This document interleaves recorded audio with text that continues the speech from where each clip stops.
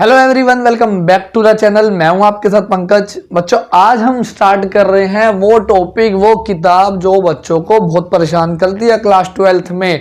Macro economics तो बच्चे आराम से कर लेते हैं, आराम से समझ लेते हैं, आराम से उनको इजीली याद हो जाती है। लेकिन जहाँ इंडियन की बात आती है तो कॉमर्स का बच्चा जो है वो थोड़ा सा यहाँ पे कॉन्फिडेंस में लो हो जाता है, क्योंकि थ्योरी या हिस्ट्री सा समझा रखा है तुम्हें। अंग्रेज आए, अंग्रेजों ने क्या किया। अब बच्चा कहता है हमें अभी की पॉलिटिक्स पता नहीं है, अभी के कुछ पता नहीं है, तुम मुझे हिस्ट्री पढ़ा दो। आर्ट्स का बच्चा तो फिर भी ये कर लेता है। तो आज हम ये स्टार्ट कर रहे हैं ताकि आपके इकोनॉमिक्स में भी फुल मार्क्स आ सके, हाई स्कोर आप कर सको, और पूरा डिटेल में करेंगे। याद रखना, यहाँ पे जो वीडियो आएगी आपकी वो ये नहीं होगा ऊपर ऊपर से पढ़ा दिया। बड़ी वीडियो होगी, एक एक वीडियो आधे घंटे की जाएगी, लेकिन पूरा टॉपिक कंप्लीट आपको यहाँ मिलने वाला है विद नोट्स। तो देखो, हम पहला चैप्टर स्टार्ट कर रहे हैं। पहले थोड़ा सा इंडियन डेवलपमेंट का थोड़ा सा डिस्कस करते हैं। देखो, इंडियन डेवलपमेंट में बेसिकली 4 यूनिट आप मान के चलो, 3 से 4 यूनिट है। जो पहली हमारी यूनिट है वो पूरी की पूरी हिस्ट्री है। हिस्ट्री कैसे है कि पहला जो उसमें चैप्टर है वो ये है कि इंडिपेंडेंस से पहले या इंडिपेंडेंस से पहले 1947 से पहले हमारे देश की इकोनॉमी कैसी थी, क्या अंग्रेज जो आए उन्होंने कैसे हमें डिस्ट्रॉय किया, हमें ग्रोथ नहीं करने दिया, क्या क्या किया उन्होंने। इसके बाद एक सेकंड चैप्टर है जिसमें ये है कि ये तो हो गया फर्स्ट 1947 तक। फिर 1950 से लेके 1990 तक हमारी इकोनॉमी कैसी रही। जब अंग्रेज चले गए उनके बाद भी हमने कौन से झंडे गाड़ लिए, ये क्या करा हमने, कौन कौन से स्टेप उठाए, कैसे देश को आगे बढ़ाया। फिर बेटा हमारा एक चैप्टर है थर्ड, जो है फर्स्ट यूनिट है, उसमें 3 चैप्टर है आपकी। उसमें हमारा ये है कि जब 1990 तक हमारा देश में ज्यादा ग्रोथ नहीं हो पाई, उसके बाद हमने एक ऐसा फैसला लिया, हमारी देश की गवर्नमेंट ने एक ऐसा फैसला लिया जिसके बाद एकदम से हमारी इकोनॉमी ग्रो करी। वो क्या था, वो सब हमने इसमें पढ़ना है बेटा। तो हम पहली यूनिट खत्म करेंगे पहले अच्छे से। अब डिपेंड करता है कि टॉपिक पे डिपेंड करेगा कि वीडियो आपकी कितनी देर की आएगी, कितने कितने टॉपिक करेंगे। जैसे फर्स्ट चैप्टर का ये पूरा का पूरा आपका ग्राफ बना हुआ है, तो इसमें बेसिकली कितने टॉपिक बन रहे हैं आपके, 8 टॉपिक हैं। तो हम 2-2 टॉपिक कवर करेंगे, 4 वीडियो में आपका ये चैप्टर कवर हो जाएगा। जैसे आज हम इंट्रोडक्शन और एग्रीकल्चर कवर करेंगे, then industry, foreign trade and demographic, occupational infrastructure और ब्रिटिश। ऐसे 4 वीडियो में ये करेंगे चैप्टर फिनिश। पूरे डिटेल में बात कर रहा हूं मैं पूरा। इसके बाद बुक भी नहीं उठाओगे ना तो आपका काम चल जाएगा। और लास्ट जो भी वीडियो होगी उसमें एक टेस्ट डाल देंगे और आपके एमसीक्यू भी इंक्लूड कर लेंगे। तो चलो बेटा करते हैं स्टार्ट फटाफट। अंग्रेजों को देखते हैं क्या करा उन्होंने हमारे साथ। देखो, चैप्टर का नाम है, फर्स्ट चैप्टर है Indian economy on the eve of independence, ये लिखा हुआ आपका चैप्टर। तो पहले करते हैं इंट्रो। थोड़ा हमें पता होना चाहिए कि अंग्रेजों से पहले, जब अंग्रेज भी नहीं आए थे, जब राजा महाराजा होते थे हमारे देश में, तो हमारा इंडिया, हमारा भारत कैसा था। तो origin and purpose of the British rule. पहले जब अंग्रेज आए, पहले तो ये बात कर रहे हैं कि ये क्या लिखा हुआ है पहले कि कब आए अंग्रेज और उनका पर्पस क्या था। The foundation of British empire in India was laid by the battle of Plassey fought in 1957। यहां से एमसीक्यू आ जाता है बेटा आपका कि बैटल ऑफ प्लासी कब हुई थी, क्या है वो नहीं पढ़ना, हिस्ट्री में नहीं जाना हमने, आपको बस ये पता होना चाहिए कि कब हुई थी, 1757 में। यहां से अंग्रेज हमारे देश में आए थे, 200 साल उन्होंने हमारे ऊपर राज किया है लगभग। तो ये आपको यहाँ पे पता होना चाहिए।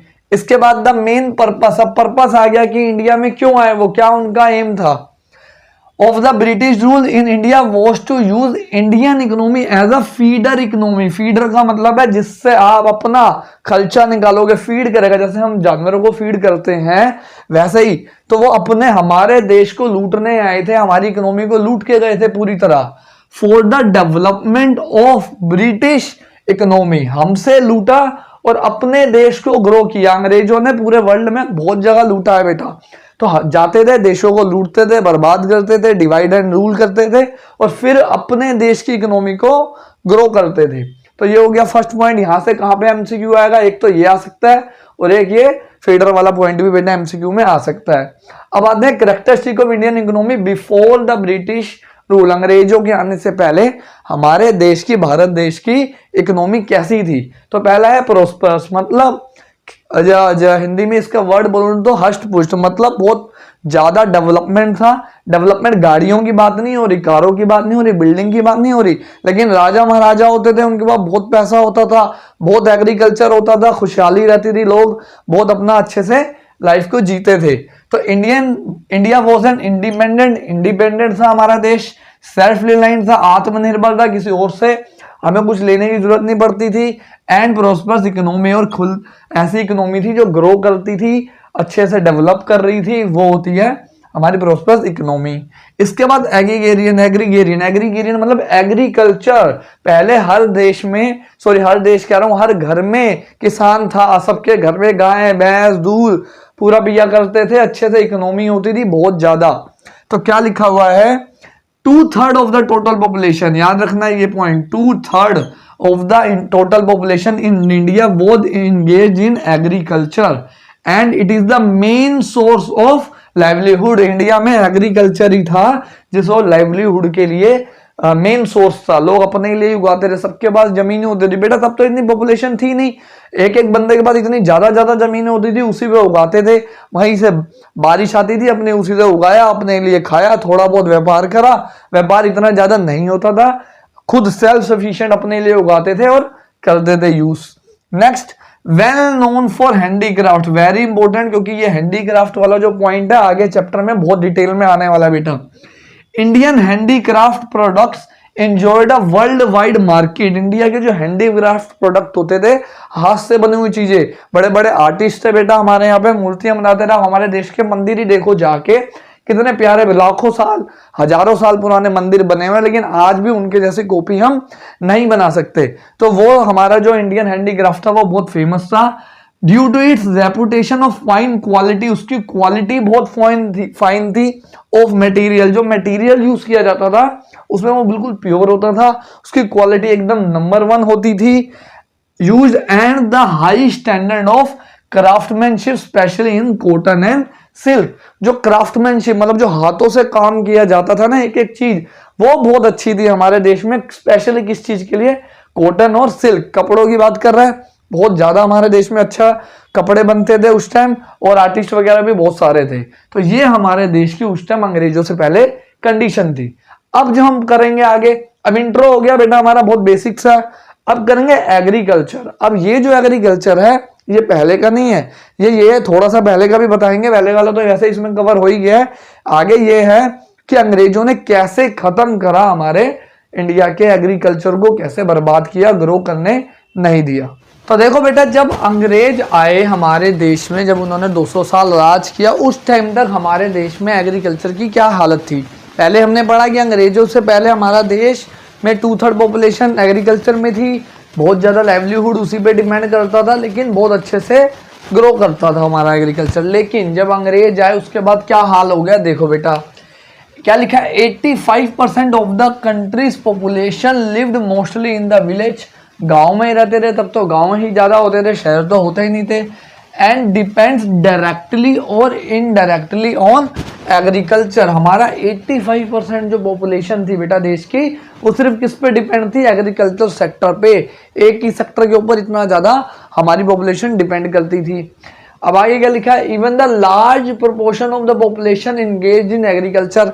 जब 85% पॉपुलेशन हमारे देश की एग्रीकल्चर में लगी हुई थी, फिर भी the country was not self sufficient. अब जो इंडिया की हालत हो गई थी वो इतनी भी नहीं थी कि वो सेल्फ सफिशिएंट हो जाए। किस चीज में सेल्फ सफिशिएंट, एक फूड में और एक रॉ मटेरियल फॉर इंडस्ट्री। ना हमारे पास जब अंग्रेज आए उसके बाद ऐसी हालत हो गई कि ना हम अपने लिए खाना उगा पा रहे थे, मतलब अपने देश की जो डिमांड थी इंडिया की उसे भी पूरा नहीं कर पा रहे थे, ना हम रॉ मटेरियल बना पा रहे थे इंडस्ट्री के लिए। इंडस्ट्री के लिए जैसे कॉटन होता है, सिल्क होता है, ये सब कपड़े वगैरह बनाने में यूज होता है। तो हमारी इतनी हालत खराब हो गई थी कि हम उसको भी ग्रो नहीं कर पा रहे थे। अब ये जो हालत हुए हमारे, इसके रीजंस क्या थे, क्यों, कैसे अंग्रेजों ने हमें परेशान करा, मतलब कैसे हमारा एक्सप्लोटेशन करा, या फिर क्या और भी कारण थे जिसकी वजह से दिक्कत हुई। 4 है बेटा बेसिकली। पहले ये 2 कवर करते हैं, जिसमें पहला सबसे इंपॉर्टेंट है लैंड सेटलमेंट सिस्टम, जिसको जमींदारी सिस्टम भी बोला जाता है। अगर आपने लगान मूवी देखी है तो वहां पे ये थोड़ा सा है। इसमें क्या था, ब्रिटिश गवर्नमेंट इंट्रोड्यूस जमींदारी सिस्टम, जिसको परमानेंट सेटलमेंट सिस्टम भी बोला जाता है, याद रखना है, एमसीक्यू में आ सकता है। For the exploitation of Indian farmers and increase the revenue of colonial government. देखो बेसिकली क्या था, मैं एक बार आपको समझा देता हूँ, फिर पॉइंट्स पढ़ेंगे। अंग्रेज आए, पूरा हमारा कब्जा कर लिया, सारे राजा वगैरह उन्होंने हटा दिए, डिवाइड एंड रूल करा, एक राजा को दूसरे राजा से लड़वा देते थे, फिर उसको बोलते थे कि वो तेरे पे अटैक करेगा तो हम तेरे को सेफ्टी देंगे साथ में, और वो राजा कहता था ठीक है, इनके पास तो एडवांस बंदूकें वगैरह हैं, हम पहले तो राजा तलवारों से ही लड़ते थे, तो वो राजा इनको अपने साथ मिल जाता था, मतलब पार्टनरशिप हो जाती थी इनकी। तो ऐसे ही सारे राजाओं को ये करते थे, लेकिन अब राजा इनके ऊपर डिपेंडेंट था, तो क्या होता था, ये जो राजा वगैरह थे वो इनकी बात सुनते थे, तो ये क्या करते थे, इंडियन फार्मर्स से सारी जमीनें इनके अंदर आ गई, इन्होंने बोला यहाँ पे हमारा कंट्रोल रहेगा, राजा को बोलते थे हम आपको प्रोटेक्शन दे रहे हैं तो बदले में हमें जमीन वगैरह दो। अब वहां पे जो लोग रह रहे थे, वो जो खेती करते थे, उनके लिए इन्होंने कुछ भी नहीं किया, सिर्फ उनको लूटा। कैसे लूटा, ये एक मान लो एक पर्टिकुलर एरिया है, एक मान लेते हैं वो है गाँव है, उस गांव में एक पर्सन को अपॉइंट करते थे जिसे कहते थे जमींदार, और वो पर्सन इस गांव का नहीं होता था, वो दूसरे गांव का होता था, ताकि वो लोगों के साथ मिल ना जाए अगर सेम गांव का होगा। और इसको बोलते थे कि अब तू ये सारा गांव संभालेगा और बदले में हम तेरे से हर महीने रेंट लेंगे। रेंट को उसमें उस टाइम बोला जाता था लगान लेंगे, पिक्चर का नाम भी इसलिए मैंने बोला लगान, उसमें यही दिखाया गया है। और ये जो पर्सन होता था ये कुछ नहीं करता था फार्मर्स के लिए, बिल्कुल भी उनके बेटरमेंट के लिए, ग्रोथ के लिए कोई काम नहीं करता था, सिर्फ लगान लेने के लिए टाइम पे इनके पास पहुंच जाता था। अगर ये लगान नहीं देते थे फार्मर्स तो उनकी जमीन छीन ली जाती थी। और इस जमींदार के ऊपर क्या प्रेशर था कि ब्रिटिश गवर्नमेंट को टाइम पे लगान देना, वरना मेरे पास जो पावर है, मेरे पास जो राइट्स है, वो मेरे से छीन लिए जाएंगे। तो यही पॉइंट है। देखो सेकंड पॉइंट अब हमारा क्या है, अंडर जमींदारी सिस्टम जमींदार वर रिकॉग्नाइज्ड एज अ ओनर। इनको माना जाता था कि तुम इस पूरे गांव के ओनर हो, ये लोग जो हैं ये बस किराएदार हैं farmers of the land, and were given a right to collect the rent, जिसको बोलते हैं लगान, फ्रॉम द फार्मर्स। और इनको पूरी पावर दे दी गई कि आप फार्मर्स से क्या लोगे, लगान लोगे।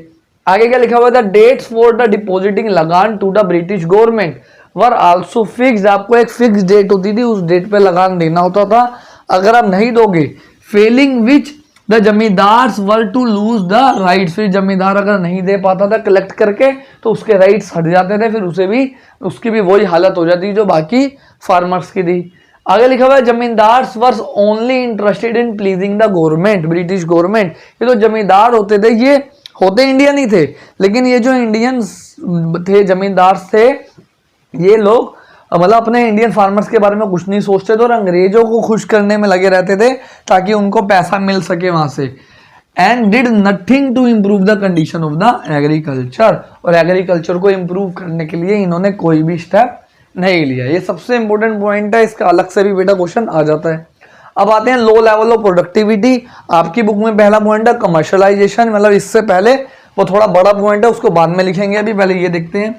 Due to low level of technology, हमारे देश में पहले कोई टेक्नोलॉजी नहीं थी, इतने ट्रैक्टर वगैरह भी नहीं थे, कम होते थे, अपने गायें और वगैरह से ही हम किसान को करते थे, किसान की खेती, इरिगेशन करते थे। And lack of irrigation facility नहीं थी, वाटर की कमी थी, नदियों का कमी थी, इतने पंप वगैरह, मोटर वगैरह, वो इंडस्ट्री नहीं थी, तो वैसे ही टेक्नोलॉजी नहीं थी जो आज के टाइम पे है। Facilitate the productivity in agriculture, मतलब एग्रीकल्चर की प्रोडक्टिविटी को बढ़ाने के लिए नहीं था, बिल्कुल भी क्या नहीं था, टेक्नोलॉजी और इरिगेशन, जिसकी वजह से लो प्रोडक्टिविटी थी हमारे देश में। सेकंड पॉइंट, द जमींदार हैड नो रूट्स। अभी मैंने बताया आपको कि जो जमींदार होते थे उनका कोई रूट नहीं होता था उस विलेज से जिसपे उन्हें अपॉइंट किया जाता था।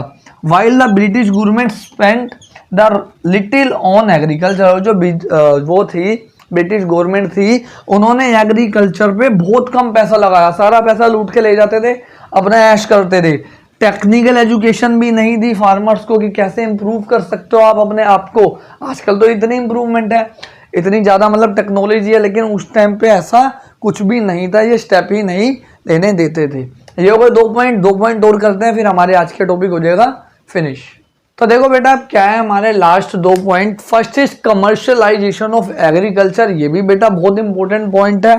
कमर्शियलाइजेशन का मतलब क्या होता है? देखो पहले हमारे इंडिया में क्या था कि लोग अपने लिए ही उगाते थे, खेती अपने लिए ही खाते थे, बस इतना ही करते थे, मतलब इतने ही प्रोडक्शन करते थे कि उनके घर में जो मेंबर्स हैं वो मतलब अपना पेट पाल सकें, या थोड़ा बहुत एक्स्ट्रा उगा लेते हैं मार्केट में बेचने के लिए। बट ऐसा नहीं था कि एक प्रॉपर मार्केट थी एग्रीकल्चर की, ऐसा कुछ भी नहीं था। लेकिन अंग्रेज आए, अंग्रेजों ने फार्मर्स को लालच दिया कि क्या तुम ये गेहूं चावल दालें उगा रहे हो, जो हम बोलते हैं वो उगाओ, हम तुम्हें बदले में कैश देंगे। अब तुम्हारे पास कैश हो जाएगा, पैसा होगा, तो आपको क्या होगा, आप कुछ भी खरीद सकते हो मार्केट में जाके। अब इंडियन जो फार्मर्स था वो आ गया लालच में, वो उसने देख ली होगी हेरा फेरी कि पैसा ही पैसा होगा, और वो पैसे के लालच में आ गया। लेकिन प्रॉब्लम होने लग गई। कैसे? आओ रीड करते हैं। तो पहले डेफिनेशन लिखी है, commercialisation of agriculture means production of crops for sale in the market rather than for the self consumption. कि अब आप मार्केट में बेचने के लिए उगा रहे हो, अपने लिए नहीं उगा रहे।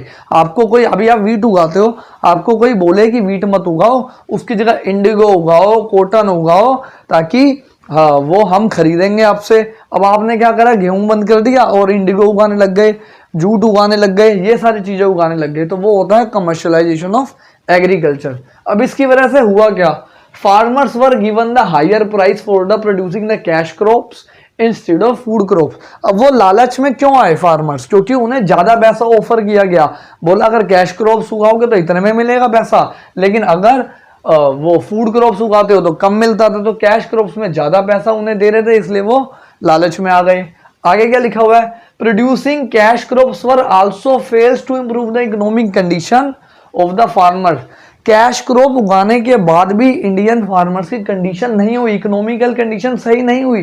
क्यों नहीं हुई? Because cash crops were to be used ultimately used by the British industry. देखो क्या हुआ, उन्होंने फार्मर्स को बोला कि आप ये उगाओ चीजें, लेकिन वो इंडिया में उसकी मार्केट नहीं थी। मार्केट कहाँ पे थी? ब्रिटिश के वहां पे टेक्सटाइल वगैरह, कपड़े वगैरह बनते थे, जैसे मैंने डाले हुए हैं।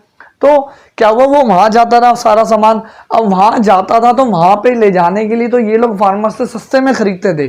फार्मर्स को मजबूर कर दिया कि आप ये उगाओ। उन्होंने उगाया, बोलते थे इस रेट पे दे दो हमें, ठीक है, वरना आपका ये खराब हो जाएगा, इंडिया के मार्केट में बिकेगा नहीं। या अभी हम आगे भी पढ़ेंगे कि कैसे इन्होंने लूटा, कैसे टैक्स लगाया, कैसे टैक्स हटाया, वो इंडस्ट्री में भी आगे पढ़ेंगे। आगे लिखा हुआ है, commercialisation of agriculture adversely effect the self sufficiency of village economic in India. अब क्या हुआ, मान लो एक गांव में 50 फार्मर्स हैं, उसमें से 30 फार्मर उगाने लग गए कैश क्रॉप, फूड क्रॉप उन्होंने बंद कर दिया। फिर इन्होंने सोचा था पैसा आ गया है, कहीं से मार्केट से खरीद लेंगे। मार्केट में कौन है इनके गांव में? वो 20 लोग। अब वो 20 लोग तो सिर्फ अपने लिए उगा रहे हैं ना, तो जब वो अपने लिए उगा रहे हैं वो आगे बेचेंगे नहीं मार्केट में। तो इन बेचारों के पास फूड क्रॉप के लिए ही सामान नहीं था, मतलब ये फूड क्रॉप्स कहाँ से खरीदे, ये इस चीज में ही फंस गए थे। तो सेल्फ सफिशिएंसी जो थी पहले, अब वो भी कम हो गई थी। तो थोड़ा बहुत ये लोग हेल्प कर देते थे इनका, लेकिन एक लिमिट तक ही हेल्प होगा ना, क्योंकि ज्यादा प्रोडक्शन तो हो ही नहीं पा रहा था वैसे ही। तो ये एक प्रॉब्लम आने लग गई थी। अब बेटा last point, scarcity of investment. Scarcity मतलब कमी, इन्वेस्टमेंट नहीं थी हमारे देश में। अगर कोई एग्रीकल्चर को इम्प्रूव भी करना चाहता था तो उसके लिए पैसा ही नहीं था उनके पास। मान लो कोई टेक्नोलॉजी लाना चाहता है एग्रीकल्चर से रिलेटेड, क्योंकि जो फार्मर्स थे वो बहुत छोटे फार्मर्स थे, उनके पास छोटी छोटी जमीनें थी, अपने लिए उगा लिया बस इतना ही उनका चलता था काम।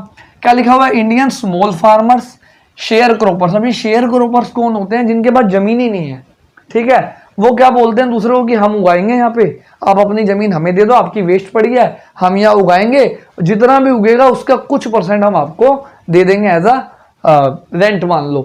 तो and large section of tenants. Tenants भी कौन होते हैं? जो किराएदार है, जिनके पास जमीन नहीं है पर दूसरी जगह पे जाके खेती कर रहे हैं। Neither had resources and technology due to scarcity of investment. लोगों के पास बेटा पैसा ही नहीं था। जब पैसा ही नहीं होगा तो आप अपने आप को अपग्रेड करोगे ही कैसे, ठीक है। तो इंप्रूवमेंट हो ही नहीं रहा था टेक्नोलॉजी में, इरिगेशन फैसिलिटीज नहीं थी, इतनी सारी प्रॉब्लम्स थी। तो ये हो गया बेटा आज का हमारा टॉपिक। 2 टॉपिक हमने जो बोले थे वो खत्म कर लिए। हम नेक्स्ट वीडियो में करेंगे industry and foreign trade. Industry वाला पॉइंट ज्यादा बड़ा है, लेकिन फॉरेन ट्रेड वाला छोटा सा पॉइंट है। ये दोनों कवर करेंगे पूरा ऐसे डिटेल में। अपनी बुक खोल के देख लो, सारे यही पॉइंट्स बने हुए हैं, एक तरह के नोट्स आपके ये तैयार हो चुके हैं। अगर फिर भी नोट्स आपको और डिटेल में चाहिए तो आपको नीचे डिस्क्रिप्शन में इंस्टाग्राम का लिंक मिलेगा, या देखो स्क्रीन पे आ गया होगा, वहाँ पे जाके मेरे को मैसेज कर देना, मैं आपको PDF फॉर्म में दे दूंगा। तो मिलते हैं बच्चों नेक्स्ट वीडियो में। यार वीडियो को लाइक जरूर किया करो, आप देख के चले जाते हो, दो तरफा मैंने आपको बोला मोहब्बत चलती है, आप देख के चले जाते हो, और शेयर करो। Thank you every